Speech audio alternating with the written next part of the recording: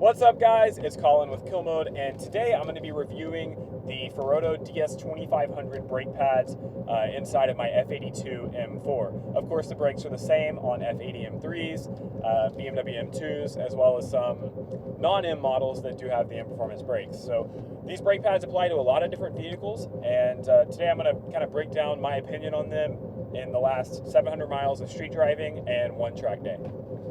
So I break this down into a few different categories that I look for when shopping for brake pads. Of course, the application of the pads matters because that may vary the priorities for what you're looking for. When I was shopping for pads, I was looking for something that offered decent streetability. I was okay with some noise and not as much cold bite as maybe an organic or OEM pad, but I did definitely need to have a good track resistance or track durability, heat resistance, low fade pad that wasn't incredibly squealy on the street. So in my shopping, I ended up landing on these Ferodos, and after reading some reviews, I decided to give them a shot, and I'm extremely happy I did.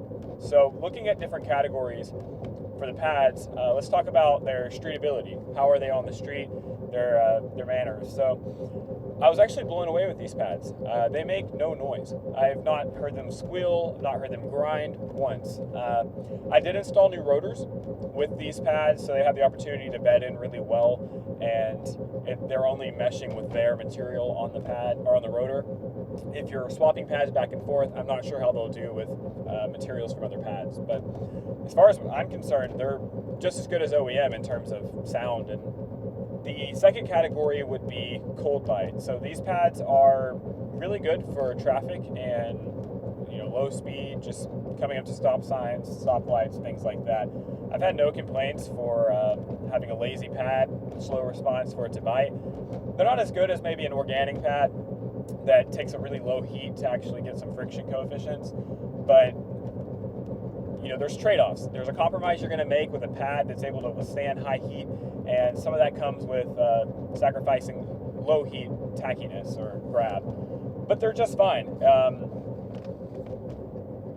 The cold bite is plenty good for daily driving, unless you follow 2 feet behind. The third and most important category for me was heat resistance or fade, and that's where these pads really show that they're at home. And this weekend I took it to the track. I did about 20 laps at 60% on a short course, which meant a lot of braking and high frequency. So less time for the brakes to cool down. They did just fine. I had no complaints, never really had any heat problems, and it was 100 degrees outside. On the same day, I later did 12 laps, full course at, they were hot laps, so they're pretty full effort. And again, no problems with fade, no sloppy pedal or soft pedal. They performed just well, and that's when I was really happy that I got these. So I just wanted to make this video to explain to you guys my experience with the Ferodo DS2500 pads, and in my opinion, you don't need the DS 1.11s if you're not doing very serious track efforts, and if you're running stock rotors. These pads are plenty fine for the average track day guy that enjoys the car also on the street. Of course, the best option is to have street pads, track pads, and swap back and forth.